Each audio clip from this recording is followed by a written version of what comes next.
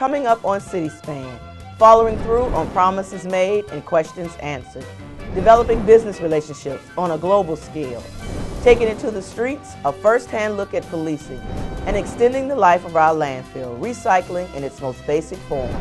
Stay tuned, CitySpan starts right now.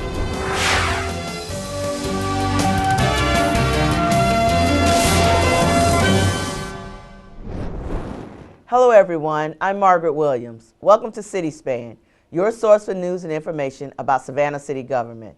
First up, in an effort to open the lines of communication, answer questions, and make the procurement process more transparent, the city held a follow-up to the February Minority and Women-Owned Business meeting. The follow-up meeting gave city staff a chance to respond to questions and queries from that earlier session. The goal is to help local businesses better understand how to register and bid on contracts with the city. We are here to provide answers for you, and as we move forward with engaging local participation in projects that are forthcoming with the city, we want to make sure that you have all of the information so that you can better prepare to take part in helping to provide services to the city of Savannah. And the list for projects with the city is long, capped by the biggest of them all, the $190 million SPLOST funded event arena that was recently approved by voters in a November referendum. It's a high-stakes challenge that requires businesses to be on their toes and between the rails just to get in the game. See, italicized is certified. You have to be certified. Now that's something that we moved towards last year because we wanted to make sure we had a credible MWBE program. And one of the criticisms we had received in prior years was, well, people just go online and they register and anybody can say they're a minority-owned company or a women-owned company and you all just accept that information. The information session was a frank discussion of criticisms leveled at the city over its MWBE program, and equally frank rebuttals along with detailed discussions of what businesses have to do to become part of the city's bid system. But it's all with a mind towards maximizing the participation of local minority and women-owned businesses in the area and projects that are funded by local tax dollars, and in the end, looking out for citizen interests. In other business news, this time on a global scale, trade between the U.S. and India totals $100 billion each year, but that's just a fraction of the expected growth over the next decade. And much of the goods flowing to and from India pass through the port of Savannah. That's why the annual U.S. and India Trade Summit has become increasingly important as a way to link businesses to a supply chain that reaches halfway around the globe. CitySpan's Jody Jenkins has more. The numbers are staggering, and the growth potential for U.S.-Indian trade almost limitless, which is why the mayor turned out for the press conference announcing the opening of the USA-India Business Summit. It's the third such summit in Savannah, and program chair Annie Agnihotri put a sharp point on its significance. The US-India current business relationship is $100 billion, but it is likely to be $1 trillion in the next 10 years. $1 trillion! And a sizable chunk of that flows right through the quays on the Savannah River. Georgia's ports lead the southeast in trade with India, and with the deepening of the port and the larger ships coming and going through the Panama Canal, traffic in Savannah will increase multifold. With everything from textiles to chemicals to metals to agricultural products and machinery. We have several Indian companies who are prospecting constantly in the southeast, especially in areas like machinery, automobile parts, pharmaceutical companies, and Savannah Port could play a very, very important role for that. Savannah is the fourth busiest cargo container port in the country. It's the #2 port in container exports. And its sixth largest trading partner is India, which has one of the fastest growing economies in the world. Savannah is strategically placed to become a hub in the supply chain, shipping goods in and out of the southeast. It already provides service to all major Indian ports, and in the last 4 years, the city's container trade with India has more than doubled. And that point isn't lost on the mayor. When you are talking about economic development, we cannot sit in our own little silo and not reach out to others. And this is our way of saying, you're here and we want to be a part of what you're doing. Which is why this conference is so important. As companies begin building and competing for supply chains that reach halfway around the world and deep into each other's markets, the competition becomes fierce. Developing relationships is key to success. There are 1.2 billion people in India, a sixth of the world's population. Those attending the business summit are clawing their way in early, hoping to catch the rising tide from the east. Reporting for CitySpan, I'm Jody Jenkins.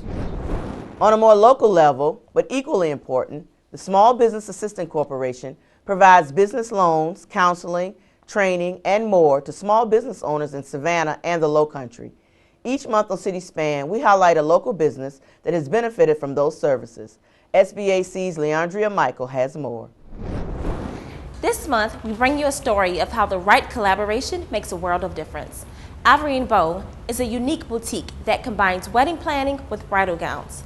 Owners Nicole Schwalge and Adriana McDermott joined forces to realize their dream of bringing unique bridal designs to the area. While many little girls dream of becoming the star of their own wedding day, Nicole and Adriana help bring those dreams to life. For these two, a visit to the Small Business Assistance Corporation helped them write their own amazing fairy tale. Well, Nicole and I have both worked in bridal for quite a few years. We met working at David's Bridal. I actually ended up moving to a different bridal boutique and worked there, and then when that boutique closed, we kind of both came up with the idea, why don't we reopen it and kind of join forces.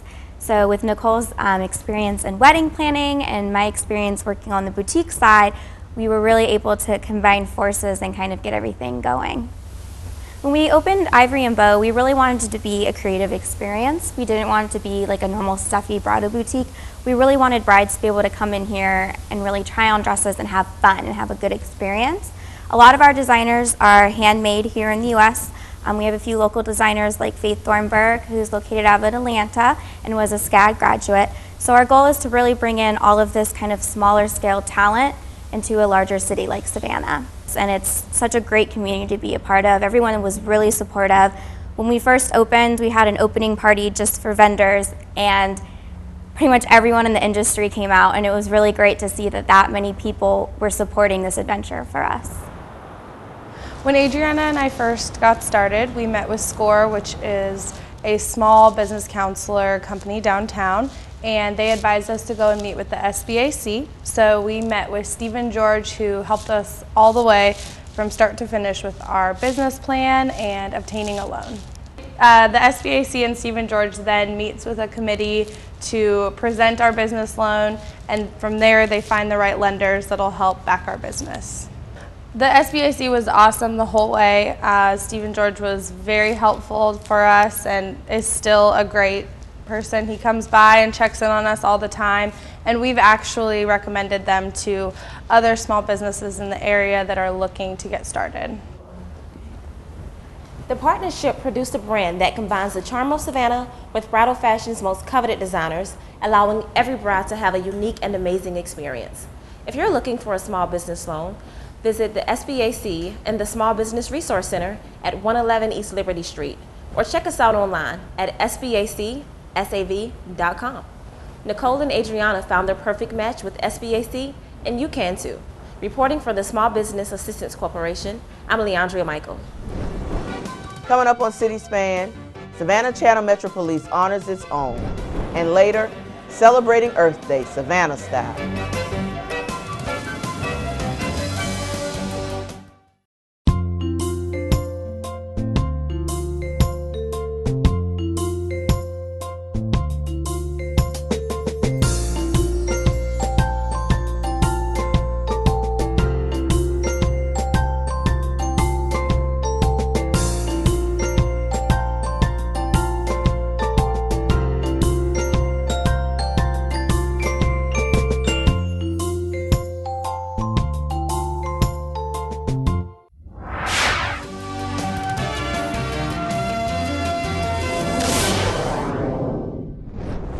The Savannah Chatham Metropolitan Police honored its own in April with an awards banquet at the Westin Resort on Hutchinson Island.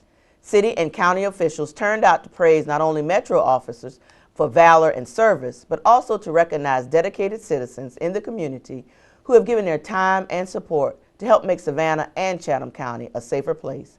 City Span's Michelle Gavin has more.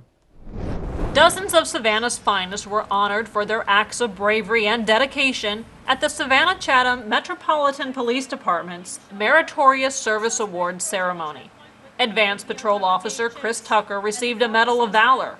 A suspect fought Tucker, shot at him, striking his taser. It was a very hostile situation, and fortunately Tucker was not seriously hurt, and the suspect was taken to jail. 7 members of the SWAT team, Lieutenant Robert Gavin, Lieutenant Kerry Hill, Lieutenant Keith Edwards, Lieutenant Dan Flood, Star Corporal Roger Meidel, Corporal Chris Boyette, and APO David Arbizo also received Medals of Valor for risking their lives to apprehend a barricaded gunman. So as some of our officers receive life-saving awards, think of the absolute danger that these officers endure every time they put this uniform on. Officers never know when trouble comes. It can be at a mere traffic stop. Some of us go home at the end of our tour, and some of us do not. APO Patrick Bowman is lucky to be alive. He was intentionally hit by a suspect in a stolen car, dragged and pinned under a fence. Bowman received the Purple Heart and is still recovering from the injuries he sustained a year ago. Life-saving medals were presented to 6 officers. APO Griffin Coleman rescued a wheelchair-bound woman from her burning home on Savannah's south side.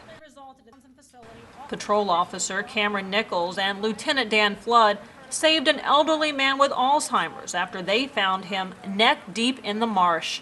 That man, Mr. Hubert Tyler, and members of the Tyler family also attended the ceremony to show their appreciation to these selfless officers. Patrol officers Andre Curitan, Jacob Capeller, and Joel Mondesir saved an elderly man from his burning home while the roof was caving in. City and county leaders were proud to see such dedication on the force. It was violent crimes detective Jonathan Puhala's dedication that put a murderer in prison last year, a case many considered unsolvable. He received a Medal of Merit. So did APO Barry Lewis. Lewis shows his dedication to the Central Precinct community every day, engaging his fellow officers in community outreach events and helping residents keep themselves and their homes safe. APO Chris Tucker and his Canine Flash also received the Medal of Merit.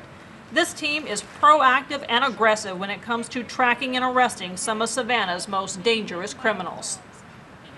It is the kind heart of Metro Police volunteer Tony Uhrig which led to him receiving a Medal of Merit. Tony dons the McGruff the Crime Dog suit at countless community events, interacting with sick children at the hospital, and in parks in 90-degree heat. While this was a day for the officers, Chief Tolbert also honored several local businesses who partner with Metro Police on an ongoing basis to improving public safety in our community. For CitySpan, I'm Michelle Gavin. In other public safety news, the Savannah Chatham Metro Police have been working hard to build better relationships with the communities they serve. And one way they've been doing this is with what's called a roll call, taking what they normally do in the police station or in a precinct headquarters and putting it out in the street in full display for the public to participate. It gives local communities a glimpse into the lives and realities of police officers and the complexities of police work. And it gives the police quality face time with the people that they serve. It puts a human face on both the police and the public. And if the recent roll call at Savannah High is any indication, it's clear that it's having a positive effect across the board. It was an impressive show of force. Savannah Chatham Metro Police rolled out the heavy hitters in early April in front of an awestruck crowd of students at Savannah High School. It was a partnership between Savannah High and the department's Islands Precinct to bring a roll call in the street event to the school. It's a great opportunity. It changes a lot of people's perception of what really law and criminal justice is about, and it's cool for the kids to really interact and see what everything's about. Roll call itself is a time for officers to get the essential information they need before they start their shift and hit the street. Taking the roll call out into the community lets folks, and on this day students, see that process firsthand. This is the first roll call in the street at Savannah High. We collaborated with Dr. Jordan. They have the criminal justice curriculum here. We thought it would be a good thing to bring them in to see the police, see all different aspects of our department, not just patrol, but investigations, aviation, mounted patrol, and especially let them interact with us in a different way. Sometimes these kids see us behind crime scene tape, and now this is a positive environment, a positive thing for them to see. Dozens of officers from the precinct, special ops units, and some of the department's top brass attended the event. This is actually really cool, especially the horses and the SWAT team, and I really love Canine Unit. The dogs are adorable. I'm already interested in law and criminal justice. I aspire to be a lawyer, and just seeing them and seeing them in uniform, just like, wow, they're actually real, just not the person on the TV. This event focused on giving the students an up-close look at what policing is all about. The students had the opportunity to hop into a helicopter, check out the SWAT and bomb team's impressive vehicles, and show off some moves with the mounted patrol unit. It's going great. They're having a great time. They're really interested. They're engaged. They're looking at all the exhibits. Right now they're playing with our mounted patrol and having a great time. So it's a really positive thing, and I hope we're going to continue it. The officers are hoping the interaction they had with these students will have a lasting, positive impression. For CitySpan, I'm Michelle Gavin. From the Savannah Bells Ferry to the DOT Downtown Shuttle to environmentally friendly hybrid buses, Chatham Area Transit, or CAT, is an important piece of Savannah's transportation plan, providing a variety of options for residents and tourists. The most recent addition is an easy-to-use bike share program. CAT's Patricia Hawkins has more. Hi, I'm Patricia Hawkins with your monthly CAT update. At Chatham Area Transit, we are committed to excellence in customer service and service delivery. That's why we are continually adding new programs to our services and tweaking the existing ones. This month, we are making significant changes to our paratransit operations. Our new callback feature will help you save time and help us communicate with you more effectively. It's an automated system that informs customers of scheduled pickup times, informational updates, and emergency alerts. This feature frees up customers from having to call for pickup times and allows them to confirm or cancel the next day's scheduled trip with the simple press of a button. As we roll out this new feature, be sure to contact us and let us know what you think. Another new program that was launched this year is Cat Bike. Cat Bike is an inexpensive and fun way for residents and visitors to execute multimodal trips through bike sharing. Checking out a bike from one of the docking stations is easy, as our own Jesse Gotti demonstrates. First, purchase a membership. 24 hours, 7-day, and annual memberships can be purchased online. 24-hour memberships can be purchased at the kiosk. Next, select the bike you want to ride by picking the dock number on the screen. You have 30 seconds to pull out the bike. If you don't get the bike in that time, just reinsert your credit card and the station will let you select another one. Don't worry, you won't be charged again. The kiosk uses your credit card to recognize that you've already purchased a membership. Annual members can skip the kiosk altogether with a CAT card. To check out a bike using the CAT card, just touch the silver circle on the dock, then tap your card over the card reader. The dock will then release the bike. Now that you have a bike, you can ride it for the first 60 minutes. After 60 minutes, you will be charged a $2 per half-hour usage fee. To avoid usage fees, make sure you return the bike before your 60 minutes is up. You get unlimited checkouts during your membership period, so you can return the bike, check one out again, and get another full 60 minutes to ride.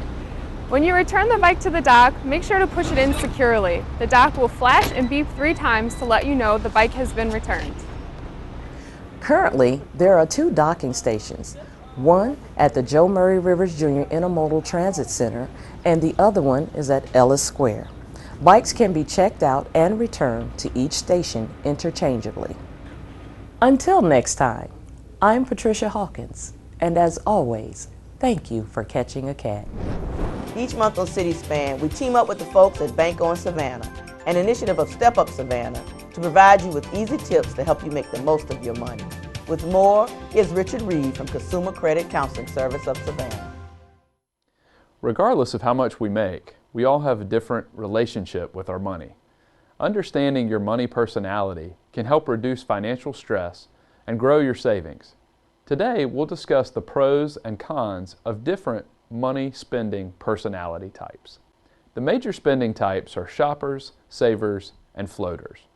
Shoppers can be impulse buyers and are often influenced by emotions. They usually have the newest technology and the latest designer fashions. But those fun toys and great clothes can be misleading, as shoppers often run the risk of not saving enough. If you're a shopper, a critical step is for you to make a spending plan that includes a budgeted amount for shopping. This can help you spend within your means and prevent buyer's remorse.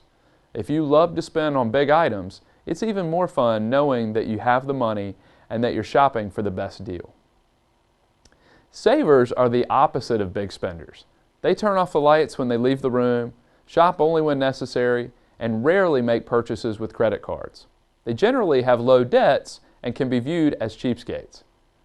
Benjamin Franklin once recommended moderation in all things. If you're a saver, remember it's okay to spend money on things that are important to you. Floaters are kind of in the middle between shoppers and savers. They simply don't spend much time thinking about their money. Floaters don't keep tabs on what they spend and where they spend it. As a result, floaters can get into trouble spending more than they earn. If you're a floater, try tracking your expenses for a week or a month to find out where your money is going. There's no right or wrong money personality. It's about being aware of your attitude towards money. Knowing this can help you figure out what works best for you when aiming towards a financial goal. Until next month, I'm Richard Reeve, and you can bank on this.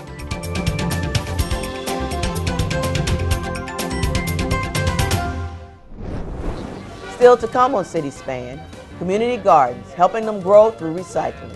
And later, celebrating a milestone 10 years in the making.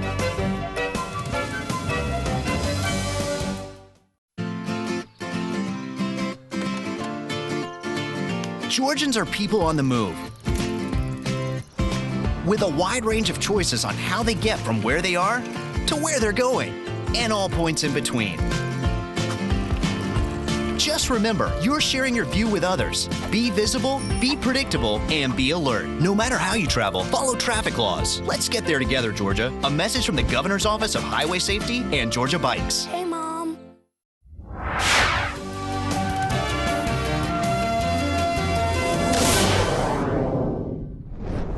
Welcome back to City Span. I'm Margaret Williams. Early morning rain and cloudy skies didn't keep folks away from Forsyth Park for the city's annual Earth Day celebration last month. And organizers report that Savannah's festival offers something that other celebrations centered around Earth Day don't.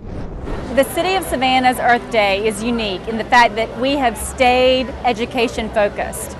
We do have music, we do have food, of course, but our main focus is education, whereas most festivals centered around Earth Day are more of a celebration. And we certainly do a lot of celebrating this day, but the main focus is education and to learn and distribute useful tools to our citizens to help them be more environmentally engaged and sensitive. The first portion of it, from 8 to 11, is a recycling event that takes in hazardous materials, household hazardous materials, or things that are hard to dispose of, like paint and tires, medicines, and motor oil, and any electronics. And then we have a festival from 11 to 3 with over 100 exhibitors. And our exhibitors are basically our environmental nonprofits, our environmental advocacy groups that come out and educate the public on how they can make their lives and general everyday activities more sustainable. It's education focused. There's lots of activities for families in general. All the exhibitors are required to do some kind of activity and to engage the public, and a lot of them gear that toward children, face painting and making fish out of plastic bottles and all sorts of fun things. You can find out more about recycling year-round by contacting the city's Recycling Center at 651-1967. And don't forget to take advantage of the city's single-stream curbside recycling program for household plastics, cans, glass, paper, and cardboard. Visit the city's website at savannahga.gov/sanitation for more information. Last month on City Span, we told you about the latest community garden launched through the city's Community Garden Initiative. It's a program that works with citizens to transform vacant, city-owned properties into contributing sources of fresh produce and neighborhood gathering places. To help make the program accessible and affordable, the city is able to offer $1,000 in startup funding, but that typically won't cover the entire cost.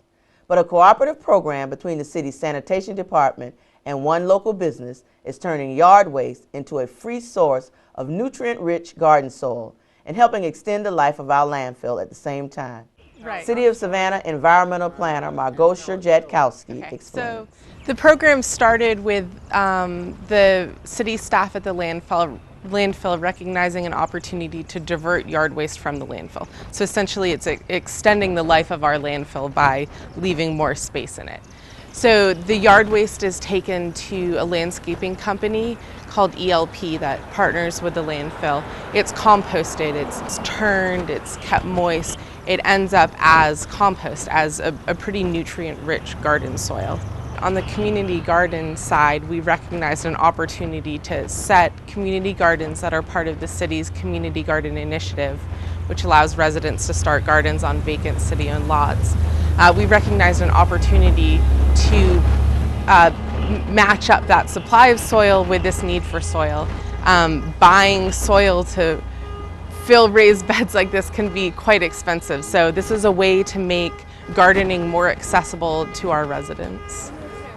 A program like this that helps match up sources with uses is great in terms of sustainability, in terms of closing the loop of how materials and energy kind of cycle through our community. So, the more programs we can find like this that help, utilize our waste, help even reduce our waste and keep it here, find uses for it. Anything from, recycling building materials, recycling food scraps, composting them at home. Things like that are really great opportunities for our community in terms of just our overall sustainability. You can get more information about starting a community garden or getting involved in an existing garden by visiting the city's website at savannahga.gov. And finally on City Span, it's been 10 years since former Savannah Mayor Otis Johnson made good on a campaign promise to begin to educate area youth on how their local government worked. In that time, the Savannah Youth Council has grown into a year-long program in which 8th graders learn participatory government, public speaking, and other skills that will help them play a greater role in shaping the world around them. The 10th anniversary Youth Council class of 2014 held their graduation in late April in the Civic Center Ballroom before a packed house of proud parents and officials. It was a dignified occasion, and former Mayor Johnson, the keynote speaker, reminded this group that success in any endeavor in life comes only through hard work and persistence. 10 years and counting for a good idea that's only gotten better with age.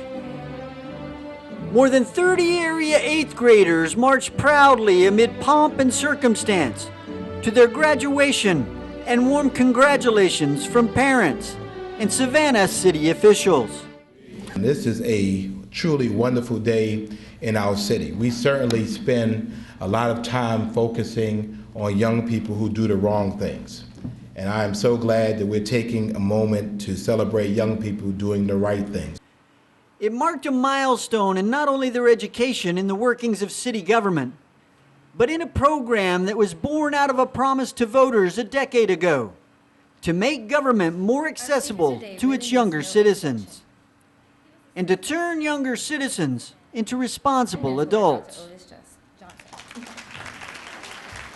The man who made that promise a reality was on hand to see the young fruit of his idea and to challenge them with the notion that despite their graduation, the work is never done.